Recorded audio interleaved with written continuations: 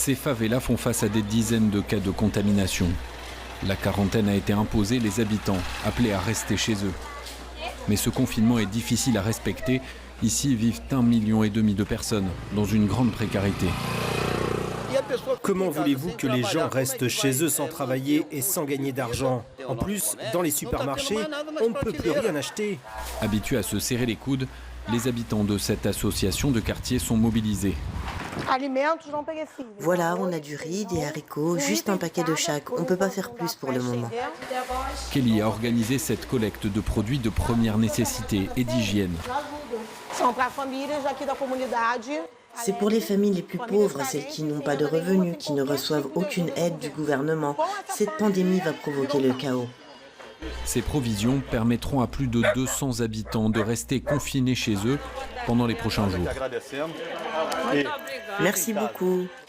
Dans ce quartier, il n'y a pas d'eau courante. Impossible de se laver les mains plusieurs fois par jour. Irassi, 78 ans, vit seul dans cette petite maison. Je n'ai de l'eau que le soir. Je remplis un bidon pour en garder pour en avoir le matin. On ne peut pas aller vivre ailleurs, donc on va souffrir ici. En plus, j'ai du diabète et de l'hypertension. Malgré les risques, le président Jair Bolsonaro a appelé les Brésiliens à reprendre une vie normale. Par crainte des conséquences économiques, il refuse le confinement. Dans les favelas de Rio, la colère gronde.